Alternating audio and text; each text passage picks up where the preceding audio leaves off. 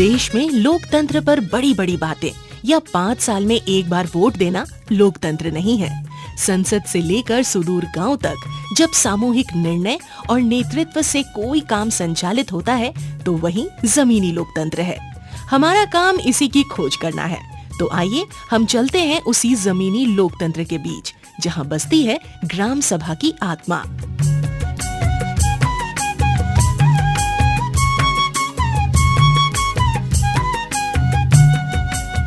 सभी सुनने वालों को जोहार। आज हम ग्राम सभा की श्रृंखला में लेकर एक और कड़ी आए हैं।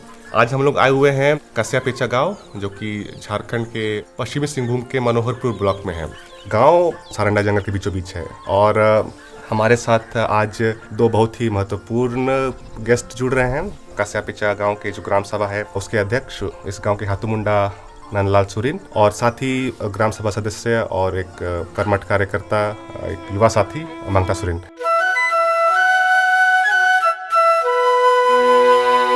मंगता जी और नंदलाल जी, आप दोनों का बहुत बहुत स्वागत है इस पॉडकास्ट में। जोहार। जोहार। सुनने वालों को हम बता देना चाहें कि जो हाथू मुंडा जिसको हम बोल रहे हैं, हाथू मतलब गांव और मुंडा एक पद का नाम होता है, जिसको हम लोग आम बोलचाल की भाषा में गांव का मुखिया, ग्राम प्रधान इत्यादि हम लोग बोल सकते हैं। तो हाथू मुंडा जब हम बोलेंगे तो मतलब गांव का एक बहुत ही प्रतिष्ठित आदमी, जनरली जिसका बात सब कोई सुनता है और गाँव को जो आगे ले जा सकता है, इस तरह के लोग को हम लोग हाथू मुंडा बोलते हैं। आप लोग कैसा लगता है कि उसका क्या काम होना चाहिए हाथू मुंडा का?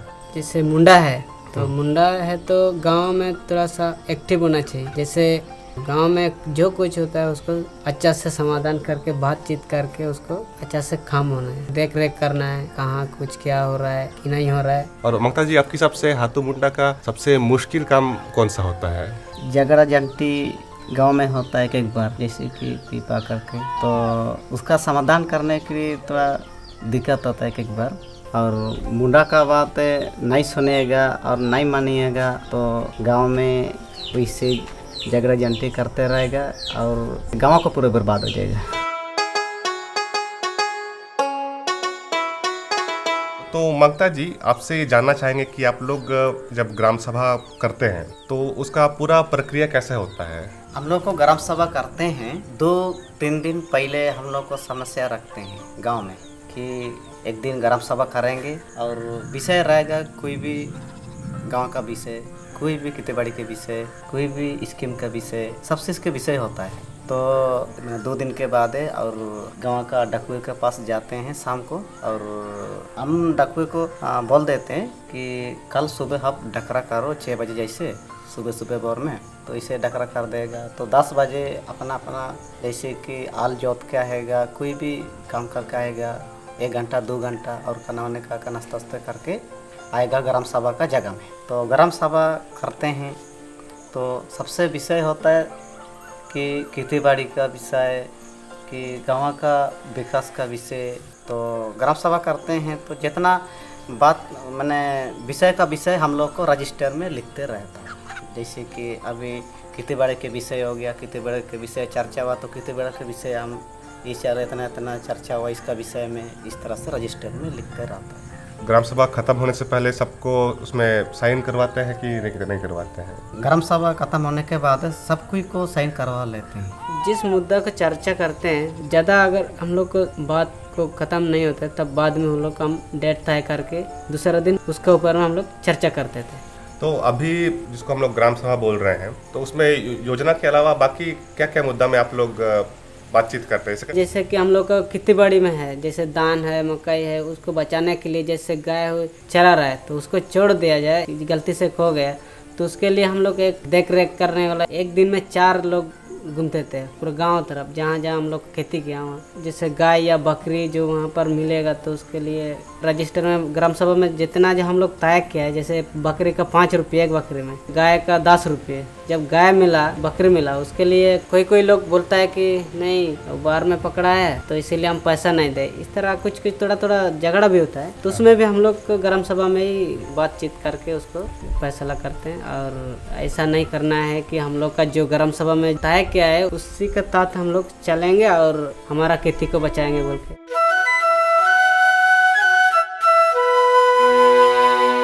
मंगता जी, ग्राम सभा के द्वारा आप लोग क्या क्या योजना पर अभी तक काम किए हैं? अभी ग्राम सभा का दौरा, ये स्कूल भी बन गया है, अभी ये नया स्कूल में बच्चा लोग को भी पढ़ रहा है। और उसके बाद ग्राम सभा का दौरा एक तो पीसीसी रोड पास हुआ था, ग्राम सभा में लिखे थे 250 फीट बन गया है। और उसके बाद चेक डैम है नाला का, और ग्राम सभा द्वारा उसका पास हुआ था और उसका भी बन गया है। और ग्राम सभा द्वारा हम लोगों को कोरोना का वैक्सीन गाँव वाला नहीं लेने को रहा था, डर रहा था मर जाएंगे कि क्या। तो हम लोग को ग्राम सभा में बैठ के सब बूढ़ा बुजुर्ग नौजवान वाला सब कोई को समझाए हैं। और ग्राम सभा बीच में जितना आदमी वैक्सीन लेने वाला का सूची बनाया था, और ग्राम सभा का बीच में एक ग्राम सभा का लेटर पैड में लिखे थे एप्लीकेशन, तो वो भी जमा करवा दिया, स्वास्थ्य केंद्र ऑफिस में जमा करवाया। तो जमा करवाया, वो भी पास करके आया। तो वैक्सीन देने के लिए नर्स सब और ये सब डॉक्टर साहब वैक्सीन देने वाला सब भी आ गया है, और सब गाँव वाला ग्राम सभा द्वारा ये वैक्सीन कोरोना का वैक्सीन ले लिया है फैसला करके। और उसके बाद गांव में बिजली खंभा कड़ा हुआ था और तार भी खींच लिया था, मात्र 1 महीने चला था, उसके बाद पूरे बंद हो गया 2 साल, और फिर भी बिजली बिल वैसे आते रहता था। तो हम क्या सोचें, नंदलाल के साथ है और गांव का मुंडा का साथ है, और जितना हम लोग को नौजवान मेन आदमी से बात कर लिया। तो एक दिन बिजली के बारे में भी ग्राम सभा किया, ग्राम सभा का बीच में चर्चा किया कि एप्लीकेशन लिख के बिजली विभाग ऑफिस में देना पड़ेगा, नहीं तो वैसे ही बिल आता रहेगा और बिजली वैसे ही बंद ही रहेगा। तो हम ग्राम सभा का बीच में लिखे एप्लीकेशन लेटर पैड में, ग्राम सभा लेटर पैड में, और सब साइन वाइन करवाया और बिजली विभाग ऑफिस में जमा करवा दिया। और 2-3 दिन के अंदर में वहाँ से मिस्त्री भेजा, क्या हुआ क्या नहीं, और सब जॉइंट करवा दिया। घर घर में बिजली सब चला, मतलब कि जल गया। और उसके बाद 2 साल जो माफ़ी करने के लिए दिया था, माफ़ नहीं हुआ था, फिर भी एक बार में नहीं हुआ, फिर और दूसरा बार लिखे हैं, दूसरे बार फिर और जमा करवा दिया, उसके बाद भी नहीं हुआ, और दूसरे बार तीसरे बार लिखे हैं, तभी जाके 2 साल का बिजली बिल माफ हो गया। हाँ, ग्राम सभा ही द्वारा लिखे हैं। और उसके बाद 2 टोला खंभा नहीं गड़ा हुआ था, उसका बारे में भी 2 टोला का ग्राम सभा बैठे हैं और चर्चा किया है, और ग्राम सभा द्वारा लिख करके और बिजली विभाग ऑफिस में जाके पहुंचा दिया, जमा करवा दिया। और 2-3 महीने के बीच में और उसका भी काम शुरू हो गया। अच्छा, अभी लग गया खंबा? हाँ, लग गया, अभी सबका घर घर में बल्ब जल रहा है। अच्छा, बढ़िया बढ़िया। तो सुनने वालों को बता दें कि जहाँ पर अभी हम लोग रिकॉर्डिंग कर रहे हैं, तो ये वही नया स्कूल है जिसके बारे में ममता जी बता रहे हैं कि एक नया स्कूल इनको मिला है, और हम लोग उसी के आंगन में बैठकर इस पॉडकास्ट को रिकॉर्ड कर रहे हैं। नंदलाल जी से जानना चाहेंगे कि जब हम लोग अभी आ रहे थे तो आपने वहाँ पर कुछ बच्चों को रोक के उनका फोटो खींचा, तो थोड़ा बताएंगे हम लोग कि अब क्या करेंगे? अभी तो नया स्कूल मिला है आपको, तो अब तो कोई दिक्कत होना नहीं चाहिए, तो अब उस फोटो से क्या करेंगे आप लोग?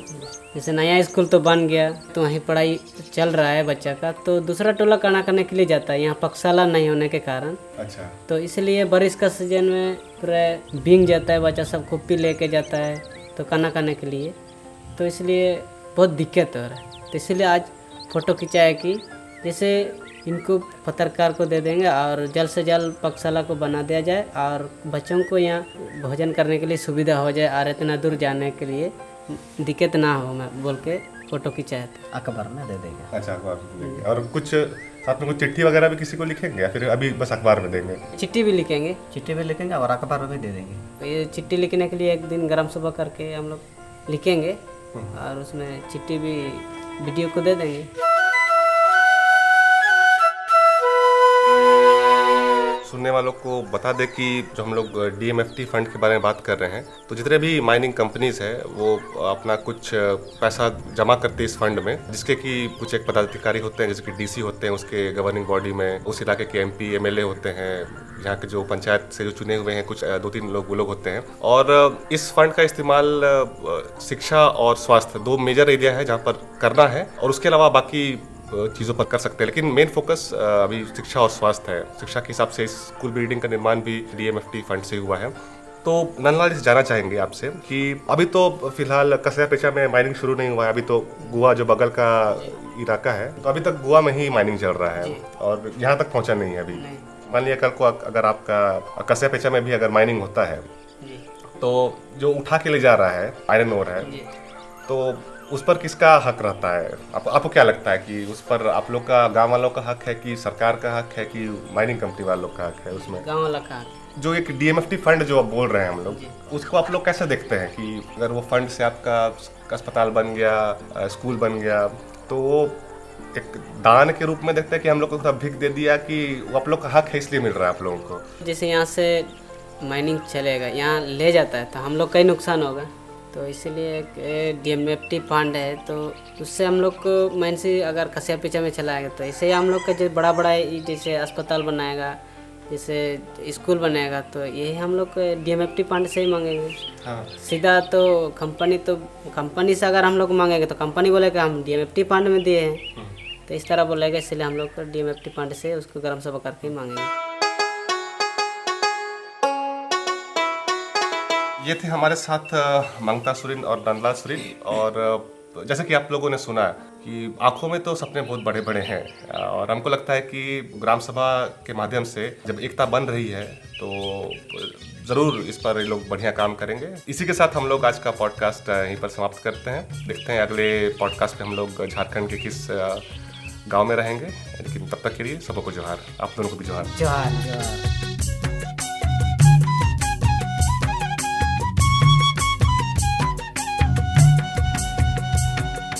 सामूहिक निर्णय लेने की ये प्रक्रिया जब सुदूर ग्रामीण अंचल तक पहुंचता है तो ये लोकतंत्र की सफलता है। यही जमीनी लोकतंत्र है। गांव ने इस लोकतंत्र को किस तरह बचाया और संभाला है, ये हमें झारखंड के गांवों में देखने को मिलता है। तो इसी के साथ हम आपसे विदा लेते हैं और मिलते हैं ग्राम सभा से संबंधित अगले पॉडकास्ट में। तब तक के लिए जोहार।